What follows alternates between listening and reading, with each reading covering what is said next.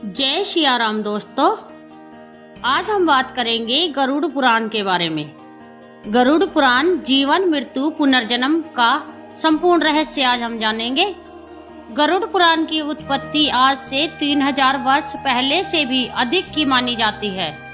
18 महापुराण में प्रथम होने के साथ साथ दुनिया भर में अपने अनमोल विचारों के कारण प्रसिद्ध है। यूं तो गरुड़ पुराण आत्मा के मोक्ष और शांति के लिए, परंतु गरुड़ पुराण का अध्ययन हम कभी भी कर सकते हैं। दोस्तों, वेदों के अंदर 5 महापाप बताए गए हैं। शराब का सेवन करना, जीव हत्या, गलत संपर्क बनाना, गलत दृष्टि रखना और चोरी करना। गरुड़ पुराण के अंदर स्वर्ग नरक, पाप पुण्य, पुनर्जन्म, कर्मों की सजा और फल आदि विषयों के साथ साथ कुंडलिनी शक्तियों और कई सारे रहस्यों पर बात की गई है। गरुड़ पुराण को पढ़ने से या केवल सुनने मात्र से व्यक्ति को सभी पापों से मुक्ति मिलती है, साथ ही उसकी चेतना का विकास होता है और व्यक्ति को स्पष्ट लक्ष्य और मोक्ष की प्राप्ति होती है। गरुड़ पुराण भगवान श्री हरि के मुंह से निकला अमृत है, जिसे आज पूरी दुनिया गरुड़ पुराण के नाम से श्रवण करती है। दोस्तों, यकीन मानिए, अगर आपने इस वीडियो को शुरू से लेकर अंत तक देखा तो आप इतनी ज्यादा जानकारी और ज्ञान लेकर जाने वाले हैं जितना आपने अपने पूरे जीवन में नहीं सीखा होगा। आपको आज की इस वीडियो में सारे सवालों के जवाब मिलने वाले हैं। आइए इस ज्ञान की गंगा में डुबकी लगाते हैं। दोस्तों, वीडियो शुरू करने से पहले कृपया आप वीडियो को एक लाइक करके हमारे चैनल को सब्सक्राइब जरूर करें, जिससे आपको ऐसी वीडियो समय पर मिलती रहे। परमात्मा का स्मरण करते हुए वीडियो शुरू करते हैं। ओम वक्रतुंड महाकाय सूर्य कोटि संप्रभ निर्विघ्नं कुरु मे देव सर्वे कार्येषु सर्वदा। जय श्री गणेश। नमो पार्वती नमो हर हर महादेव। ओम सरस्वती नमः। अध्याय 1। ऋषियों ने कहा, हे सूत जी महाराज, आपने सुख देने वाले देव मार्ग का सम्यक निरूपण किया है। इस समय हम लोग भयावह यम मार्ग के विषय में सुनना चाहते हैं। आप सांसारिक दुखों को और उस क्लेश के विनाशक साधन को तथा इस लोक और परलोक के क्लेश को यथावत वर्णन कर में समर्थ है, अतः आपका वर्णन कीजिए। सूत जी बोले, हे मुनियों, आप लोग सुने। मैं अत्यंत दुर्गम यम मार्ग के विषय में कहता हूँ, जो पुण्य आत्मा जनों के लिए सुखद और पापियों के लिए दुखद है। गरुड़ जी के पूछने पर भगवान विष्णु ने उनसे जैसा कुछ कहा था, मैं उसी प्रकार आप लोगों के संदेह की निवृत्ति के लिए कहूँगा। किसी समय वैकुंठ में सुख पूर्वक विमान परम गुरु श्री हरि से विनम्रता पुत्र गरुड़ जी ने विनय से झुककर पूछा। गरुड़ जी ने कहा, हे देव, आपने भक्ति मार्ग का अनेक प्रकार से मेरे समक्ष वर्णन किया है और भक्तों को प्राप्त होने वाली उत्तम गति के विषय में भी कहा है। अब हम भयंकर यम मार्ग के विषय में सुनना चाहते हैं। हमने सुना है कि आपकी भक्ति से विमुख प्राणी वहीं नरक में जाते हैं। भगवान का नाम सुगमता पूर्वक लिया जा सकता है। जेवा प्राणी के अपने वश में है तो भी लोग नरक में जाते हैं। ऐसे अधम मनुष्य को बार बार धिक्कार है। इसलिए हे भगवान, पापियों को जो गति प्राप्त होती है तथा यम मार्ग में जैसे वे अनेक प्रकार के दुख प्राप्त करते हैं, उसे आप मुझसे कहे। श्री भगवान बोले, हे पक्षी सुनो, मैं उस यम मार्ग के विषय में कहता हूँ जिस मार्ग से पापी जन नरक की यात्रा करते हैं और जो सुनने वालों के लिए भी भयावह है।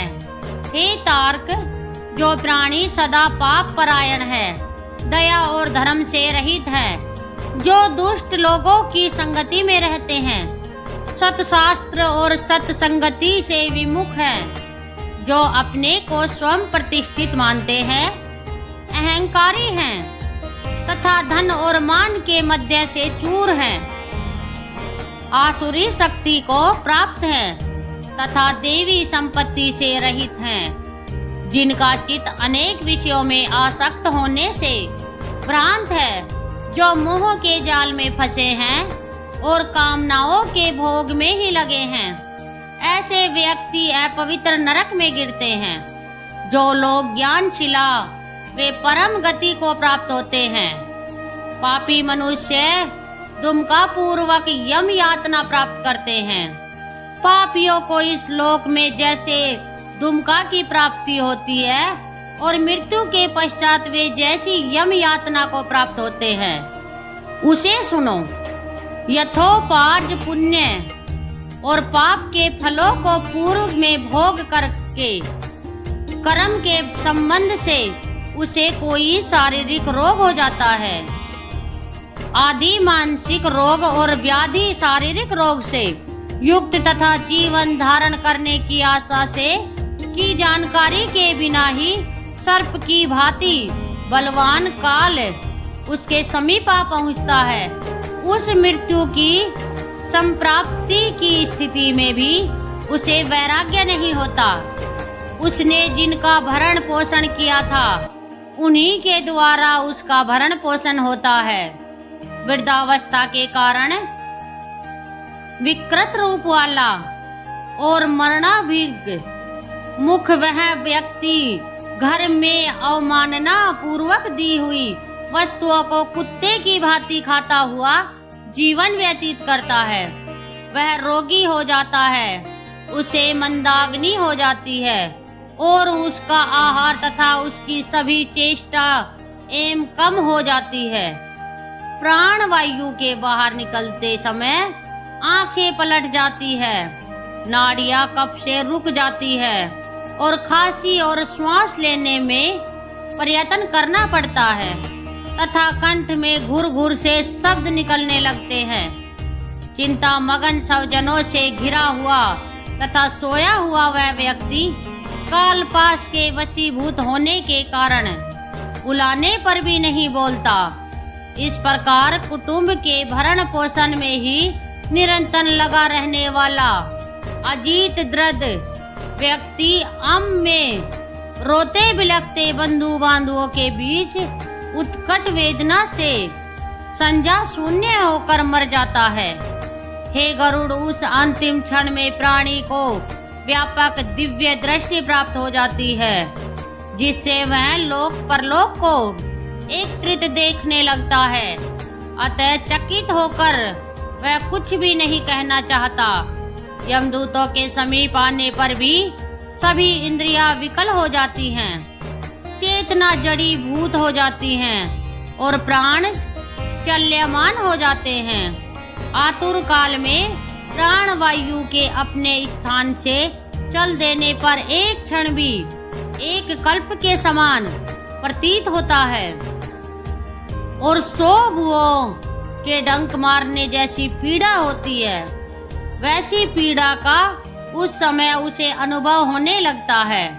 वह मरणासन व्यक्ति फैन उगलने लगता है और उसका मुख लार से भर जाता है। पापी जनों के प्राण वायु अधो द्वार गुदा मार्ग से निकलते हैं। उस समय दोनों हाथों में पाश और दंड धारण किए नग्न दांतों को कटक हुए क्रोध पूर्ण नेत्रों वाले यम के 2 भयंकर दूत समीप में आते हैं। उनके केश ऊपर की ओर उठे होते हैं। वे कोए के समान काले होते हैं और टेढ़े मुख वाले होते हैं तथा उनके नख अयुग की भांति होते हैं। उन्हें देखकर भयभीत हृदय वाला वह मरणासन प्राणी मलमूत्र का विसर्जन करने लगता है। अपने 5 भौतिक शरीर से हाय हाय करते हुए निकलता हुआ तथा यमदूत के द्वारा पकड़ा हुआ वह अंगूठा मात्र प्रमाण का पुरुष अपने घर को देखता हुआ यमदूत के द्वार यातना देह से ढक करके गले में पूर्वक पास से बांधकर सुदूर यम मार्ग यातना के लिए उसी प्रकार ले जाया जाता है जिस प्रकार राजपुरुष दंडनीय अपराधी को ले जाते हैं। इस प्रकार ले जाते हुए उस जीव को यम के दूत तजना करके डराते हैं और रको के तीव्र भय का पूर्ण वर्णन करते हैं। सुनाते हैं, यमदूत कहते हैं, रे दुष्ट शीघ्र चल, तुम यमलोक जाओगे। आज तुम्हें हम सब कुंभी पाक आदि नरकों को में शीघ्र ही ले जाएंगे। इस प्रकार यमदूतों की वाणी तथा बंधु बांधवों का रुदन सुनता हुआ वह जीव जोर से हाहाकार करके विलाप करता है और यमदूतों के द्वारा प्रताड़ित किया जाता है। यमदूतों की तजना से उसका हृदय विदीर्ण हो जाता है, वह कांपने लगता है। रास्ते में कुत्ते काटते हैं और अपने पापों का स्मरण करता हुआ वह पीड़ित जीव यम मार्ग में चलता है। भूख और प्यास से पीड़ित होकर सूर्य, दावा, अग्नि एवं वायु के झोंकों से संतृप्त होते हुए और यमदूतों के द्वारा पीठ पर कीड़े से पीटे जाते हुए उस जीव को तप हुई बालुका से पूर्ण तथा विश्राम रहित और जल रहित मार्ग पर असमर्थ होते हुए भी बड़ी कठिनाइयों से चलना पड़ता है। थक कर जगह जगह गिरता और मूर्छित होता हुआ वह पुनः उठकर पापी जनों की भांति अंधकार पूर्वक यमलोक में ले जाया जाता है। 2 अथवा 3 मुहूर्त में वह मनुष्य वहां पहुंचाया जाता है और यमदूत उसे घोर नरक यातनाओं को दिखाते हैं। मुहूर्त मात्र में यम को और नरकीय यातना हो के वह को देखकर वह व्यक्ति यम की आज्ञा से आकाश मार्ग से यमदूतों के साथ पुण्य इस लोक मनुष्य लोक में चला जाता है। मनुष्य लोक में आकर आबादी वासना से वध वह जीव देह में प्रविष्ट होने की इच्छा रखता है, किंतु यमदूतों द्वारा पकड़कर पास में बांध दिए जाने से भूख और प्यास से अत्यंत पीड़ित होकर रोता है। हे तार्क, वह पात की प्राणी पुत्रों से दिए हुए पिंड तथा आतुर काल में दिए हुए दान को प्राप्त करता है, तो भी उस नास्तिक की को तृप्ति नहीं होती। पुत्रादि के द्वारा पापियों के उद्देश्य के से किए गए श्राद्ध दान तथा जलांश उसके पास ठहरती नहीं। अतः पिंड दान का भोग करने पर भी वे सुधा से व्याकुल होकर यम मार्ग में जाते हैं। जिनका पिंड दान नहीं होता वे प्रेत रूप में होकर कल्प पर्यंत निर्जन वन में दुखी होकर भ्रमण करते रहते हैं।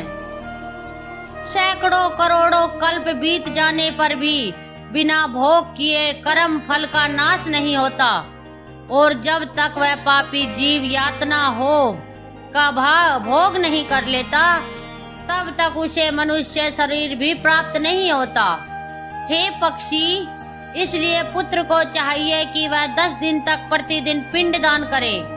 हे पक्षी श्रेष्ठ, वे पिंड प्रतिदिन 4 भागों में विभक्त होते हैं। उनमें 2 भाग तो प्रेत के देह के पंचभूतों की पुष्टि के लिए होते हैं, तीसरा भाग यमदूतों को प्राप्त होता है और चौथे भाग से उस जीव को आहार प्राप्त होता है। 9 रात दिनों में पिंड को प्राप्त करके प्रेत का शरीर बन जाता है और 10वें दिन उसमें बल की प्राप्ति होती है।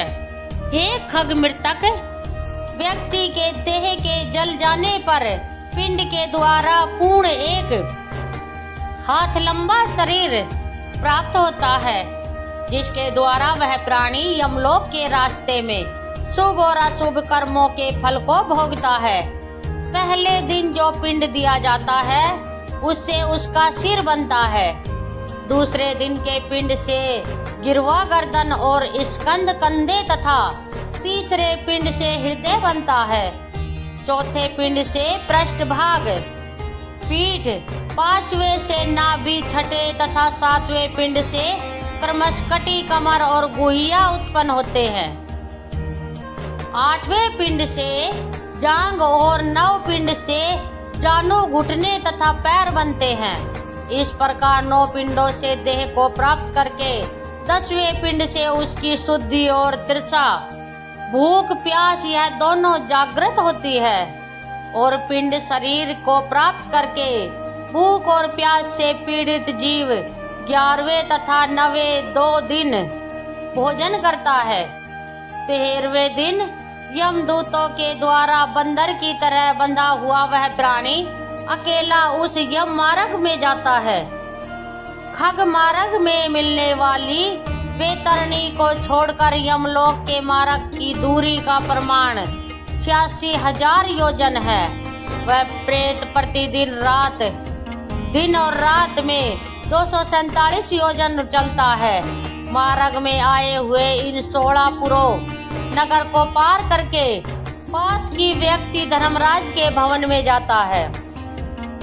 1 सौम्य आयु, 2 सौरीपुर, 3 जनेन्द्र भवन, 4 गंधर्वपुरी, 14 पयोवरणपुर, 15 सीता यपुर तथा 16 बहुभातीपुर को पार करके इनके आगे यमपुरी में यमराज का भवन स्थित है।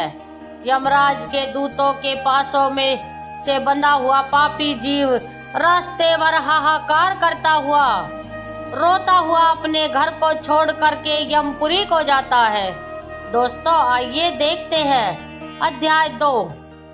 उससे पहले दोस्तों मैं आपको बताना चाहती हूँ कि हमारे सनातन धर्म और सनातन संस्कृति को आगे बढ़ाना आपका और हमारा कर्तव्य है। तो इस वीडियो को अधिक से अधिक शेयर करें। गरुड़ जी ने कहा है कि यमलोक का मार्ग किस प्रकार दुखदाई होता है, पापी लोग वहाँ किस प्रकार जाते हैं, वह मुझे बताइए। श्री भगवान बोले, हे गरुड़, महान दुख प्रदान करने वाले यम मार्ग के विषय में मैं तुमसे कहता हूँ। मेरा भक्त होने पर भी तुम उसे सुनकर कांप उठोगे। यम मार्ग में वृक्ष की छाया नहीं है जहाँ प्राणी विश्राम कर सके। उस यम मार्ग में अन्न आदि भी नहीं है जिनसे कि वह अपने प्राणों की रक्षा कर सके। हे खग, वहाँ कहीं जल भी नहीं दिखता जिसे अत्यंत तृषार्त वह जीव पी सके। वहाँ प्रलय काल की भांति बहु सूर्य तपते रहते हैं और उनकी छाया में वहाँ कोई छाया नहीं है। जीव पी सके। उस मार्ग में जाता हुआ पापी कभी बर्फीली हवा से पीड़ित होता है तथा कभी कांटे चुभते हैं, कभी महाविषधर सर्पों के द्वारा डसा जाता है। वह पापी कहीं सिंहों, व्याघ्रों, भयंकर कुत्तों द्वारा खाया जाता है। वहीं बिच्छू गति भयंकर महान असीपत्र वन नामक नरक में वह पहुंचता है जो 2000 योजन विस्तार वाला कहा गया है। वह वन कऊ, उल्लू, वट, पक्षी विशेष, गीध, सरसों तथा डांसों से व्याप्त है। उसमें चारों ओर दावाग्नि व्याप्त है। 80 पत्र के पत्तों से वह जीव उस वन में छिन्न भिन्न हो जाता है। कहीं अंधे कुएं में गिरता है, कहीं विकट पर्वत से गिरता है, कहीं छुड़ की धार पर चलता है तो कहीं नुकीलों के ऊपर चलता है, कहीं घने अंधकार में गिरता है, कहीं उग्र भय उत्पन्न करने वाले जल में गिरता है, कहीं जो को से भरे हुए कीचड़ में गिरता है, तो कहीं जलते हुए कीचड़ में गिरता है। कहीं तपी एवं शिला वृष्टि होती है, कहीं रक्त की, कहीं शस्त्र की और कहीं गर्म जल की वृष्टि होती है। कहीं खारे कीचड़ की दष्ट होती है। मार्ग में कहीं गहरी खाई है, कहीं पर्वत शिखरों की चढ़ाई है और कहीं कंदरा में प्रवेश करना पड़ता है। वहाँ मार्ग में कहीं घना अंधकार है तो कहीं दुख से छड़ी जाने योग्य शिला है। कहीं मवाद रक्त तथा विष्ठा से भरे हुए तालाब है। यम मार्ग के बीचों बीच अत्यंत उग्र और घोर वैतरणी नदी बहती है। वह देखने पर दुख दयनीय हो तो क्या आश्चर्य है, उसकी वार्ता ही भय पैदा करने वाली है। वह 100 योजन चौड़ी है, उसमें पू पीब मवाद और शोणित रक्त बहते रहते हैं। हड्डियों के समूह से तट बने हैं, अर्थात उनके तट पर हड्डियों का ढेर लगा रहता है। मांस और रक्त के कीचड़ वाली वह नदी दुख से पार की जाने वाली है, अथाह गहरी और पापियों द्वारा दुख पूर्वक पार की जाने वाली यह नदी केश रूपी सेवारली होने के कारण दुर्गम है। वह विशाल काय ग्रह घड़ियों से व्याप्त है और सैकड़ों प्रकार के घोर पक्षियों से आवृत है। हे गरुड़, आए हुए पापी को देखकर वह नदी ज्वाला और धूप से भरकर कड़ा में रखे घृत की भांति खोलने लगती है। वह नदी सुई के समान मुख वाले भयंकर कीड़ों से चारों ओर व्याप्त है। ब्रज के समान चोंच वाले बड़े बड़े गीध एवं कैसे घिरी हुई है। वह नदी शिशुमार मगर, जोक, मछली, कछुए तथा अन्य मांस भक्षी जलचर जीवों से भरी पड़ी है। उसके प्रवाह में गिरे हुए बहुत से पापी रोते चिल्लाते हैं और हे भाई, हाँ पुत्र, हाँ तात, इस प्रकार कहते हुए बार बार विलाप करते हैं। भूख और प्यास से व्याकुल होकर जीव रक्त का पान करते हैं।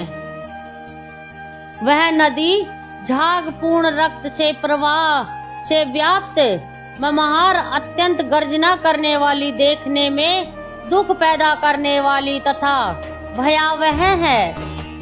उसके दर्शन मात्र से पापी चेतना शून्य हो जाते हैं। बहुत से बिच्छू तथा काले सर्पों से व्याप्त उस नदी के बीच में गिरे हुए पापियों की रक्षा करने वाला कोई नहीं है।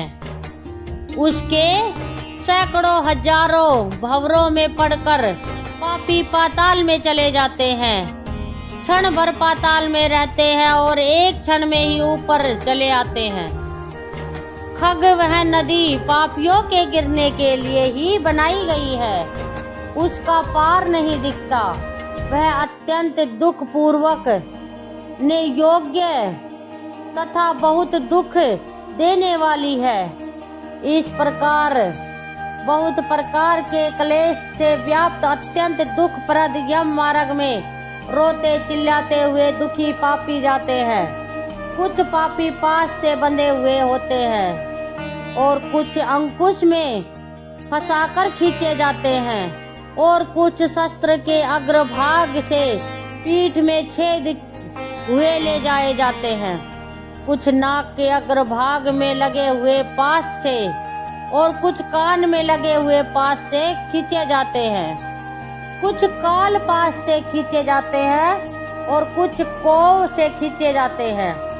वे पापी गर्दन, हाथ और पैर में जंजीर से बंधे हुए तथा अपनी पीठ पर लोहे के भार को ढोते हुए मार्ग पर चलते हैं। अत्यंत घोर यमदूतों के द्वारा मुद्रक से पीटे जाते हुए वे मुख से रक्त वमन करते हुए तथा वमन किए हुए रक्त को पुण्य पीते हुए जाते हैं। उस समय अपने दुष्कर्म को सोचते हुए प्राणी अत्यंत ग्लानि का अनुभव करते हैं और अतीव दुखद होकर यमलोक को जाते हैं। इस प्रकार यम मार्ग में जाता हुआ वह मंद बुद्धि प्राणी हाँ पुत्र हाँ पौत्र इस प्रकार पुत्र और पौत्र से पुकारते हुए हाय हाय इस प्रकार विलाप करते हुए पश्चाताप की ज्वाला में जलता रहता है। वह विचार करता है कि महान पुण्य के संबंध में से मनुष्य जन्म प्राप्त होता है। उसे प्राप्त कर भी मैंने धर्माचक्र की पूजा की नहीं, देव नदी गंगा का सहारा लिया नहीं, सतपुर की सेवा की नहीं, कभी भी दूसरे का उपकार किया नहीं। इसलिए हे जीव, जो तुमने किया है अब उसी का फल भोगो। मनुष्य और पशु पक्षियों के लिए जलहीन प्रदेश में जलाशय का निर्माण किया नहीं, गम और ब्राह्मणों की आजीविका के लिए थोड़ा भी प्रयास किया नहीं। इसलिए हे देही, तुमने जो किया है उसी से अपना निर्वाह करो। तुमने नित्य दान किया नहीं, गौ के दैनिक भरण पोषण की व्यवस्था की नहीं, वेदों और शास्त्रों के वचनों को प्रमाण मां नहीं, पुराणों को सुना नहीं, विद्वानों की पूजा की नहीं। इसलिए हे देही, जो तुमने किया है उन्हीं दुष्कर्म का फल को अब भोगो। नारी जीव भी पश्चाताप करते हुए कहता है, मैंने पति की हित कर आज्ञा का पालन किया नहीं, पतिव्रत्य धर्म का कभी पालन नहीं किया और गुरुजनों का गौरव उचित सम्मान कभी दिया नहीं। इसलिए हे देही, जो तुमने किया उसी का अब फल भोगो। धर्म की बुद्धि से एक मात्र पति की सेवा की नहीं और पति की मृत्यु हो जाने पर वह नींद प्रवेश करके उनका अनुगमन किया नहीं, वे दिव्य प्राप्त करके त्याग मूर्ति करने के लिए नारी शरीर प्राप्त किया। इस तरह बहुत प्रकार के विलाप करके पूर्व देह का स्मरण करते हुए मेरा मानव जन्म शरीर कहाँ चला गया, इस प्रकार चिल्लाता हुआ वह यम मार्ग में चलता है। हे तार्क, इस प्रकार 17 दिन तक अकेले वायु वेग से चलते हुए 18वें दिन वह प्रेत सौम्यपुर में प्रेतों का महान गण वो रहता है। वहाँ पुष्प भद्रा और नदी और अत्यंत प्रिय देखने वाला तट वृक्ष है, वट वृक्ष है। उस पुर में यमदूतों के द्वारा उसे विश्राम कर जाता है। वहाँ दुखी होकर वह स्त्री पुत्रों के द्वारा प्राप्त सुखों का स्मरण करता है। वह अपने धन, नित्य वृत्य और गोत्र आदि के विषय में जब सोचने लगता है तो वहाँ रहने वाले यम के कीकर उससे इस प्रकार कहते हैं, धन कहाँ है, पुत्र कहाँ है, पत्नी कहाँ है, मित्र कहाँ है, बंधु बांधव कहाँ है।